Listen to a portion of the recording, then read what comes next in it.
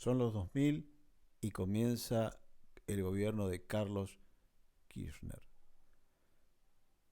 Este gobierno básicamente lo que hizo fue especificar la economía inicialmente, dentro de otras medidas. La especificación de la economía significó terminar con el uno a uno, el que había comenzado con una ley. Se comienza con una ley, se termina con una ley. La terminación del uno a uno, ¿qué significaba? Significaba que todas las relaciones que se habían hecho en dólares se pasaban a pesos, a un valor de 1,40 más ser. Básicamente casi un peso con 50 por dólar. Eso se aplicó a todas las relaciones comerciales y en general jurídicas que se habían dado hasta ese momento. La consecuencia inmediata de esto obviamente fue el retorno o el retome de la inflación, que había quedado minimizada durante 12 años por este uno a uno. Los más afectados inicialmente fueron los jubilados y pensionados, que habían tenido sus jubilaciones y pensiones congeladas, tanto del régimen público como en el sistema de capitalización. En el primero de los casos porque estaban supeditados a las partidas presupuestarias, en el segundo porque dependían de rentabilidades que podían o no existir y que estaban atadas al sistema financiero. Luego de ello, en el año 2008, es que se vuelve al sistema estatal y se pone fin a las AFJP a través de una ley votada por el Congreso, que fue la ley 26.425. Un año antes se había sancionado la ley 26.417, que le reconocía solamente a los jubilados y pensionados de ANSES nuevamente una movilidad o un aumento jubilatorio. Así, aproximadamente casi medio millón de aportantes de AFJP pasaron nuevamente a aportar al Estado, a aportar a la ANSES. Y esto también tuvo implicancias en cuanto a los nuevos ingresos que tuvo el Estado y bueno, y una serie de mejoras y medidas que no se pueden negar que tuvieron los jubilados de ANSES. Pero hubo unos olvidados en esta medida. Los olvidados fueron los beneficiarios de rentas vitalicias. Y sobre ellos vamos a charlar en lo siguiente. Se promulga la ley 26.425, renta vitalicia y AFJP dependían de rentabilidades, mientras que ANSES dependía de movilidad. Con la incorporación de la ley 26.417, la movilidad contempló la inflación y por fin los jubilados y pensionados de ANSES tuvieron aumentos jubilatorios que tenían que ver con un valor de recuperación de la moneda. Por otra parte, ese mismo año, por la sanción y promulgación de esta ley, las AFJP pasan a la ANSES, por lo cual la renta vitalicia queda sola, recibiendo los ajustes que daban las compañías aseguradoras. Y subsistieron dos sistemas: capitalización a cargo de rentas vitalicias y el resto que era ANSES y que recibía movilidad e inflación más un plus. Esta situación, conforme a lo que pasó con el aumento inflacionario, generó una disparidad enorme, por cuanto los ajustes eran bien diferenciados.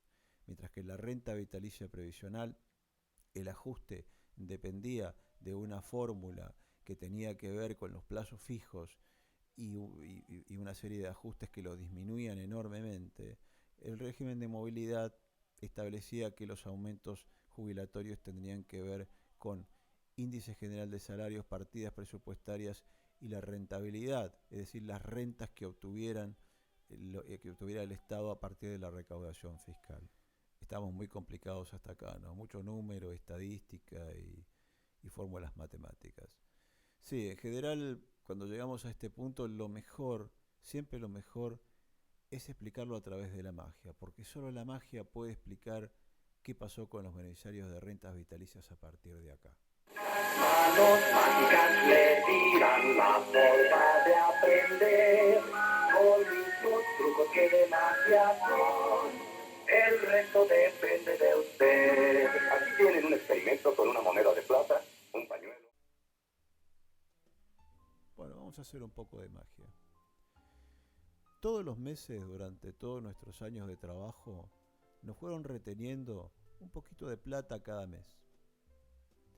Este dinero que nos fueron retuviendo se llama ahorro previsional. Lo hizo la ANSES en su momento, la caja jubilatoria o en las AFJP, dependiendo de nuestra edad. Este dinero, que parecía muy poco, con el correr de los años se hizo un monto más importante.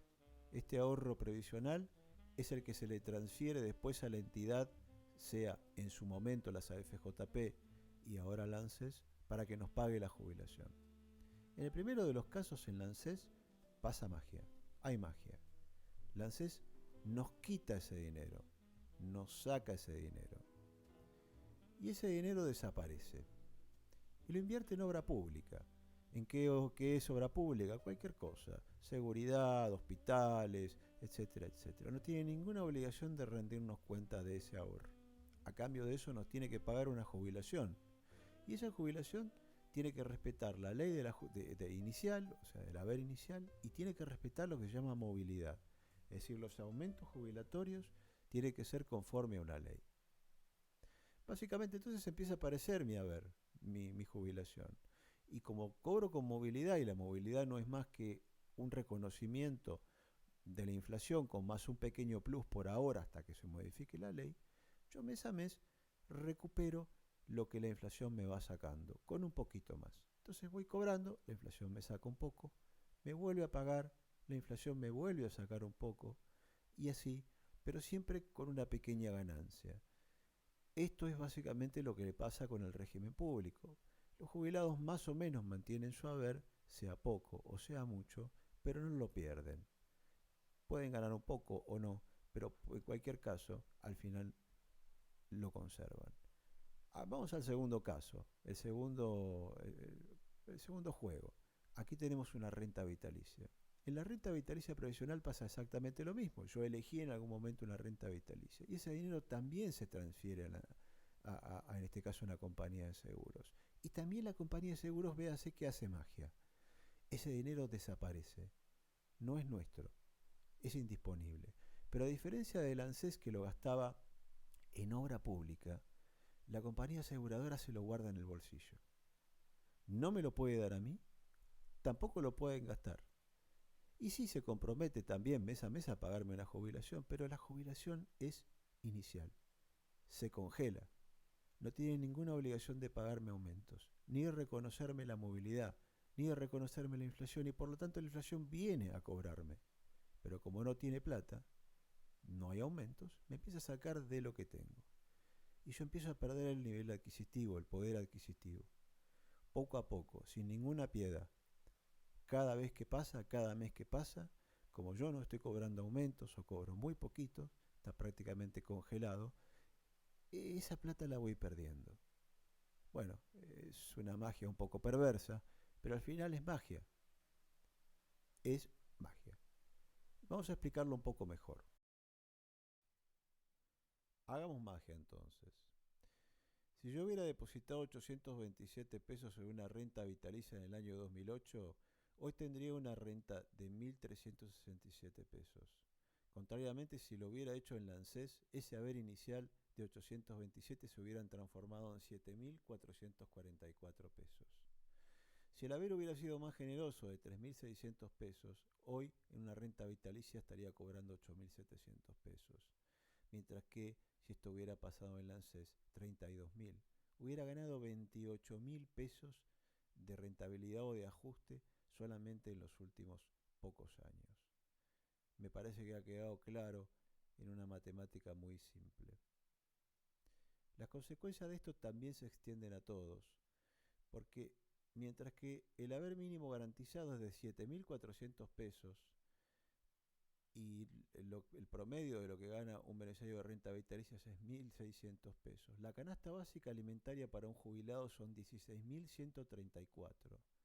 Es decir, que mientras que un jubilado de ANSES necesita 2,5 veces un haber mínimo para alcanzarlo, un beneficiario de rentas vitalicias necesita 10 veces más para alcanzar esa canasta básica de alimentos y 6 veces más solo para llegar al haber mínimo.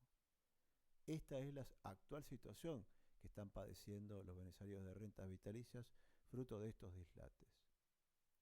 Bueno, pero la magia se terminó.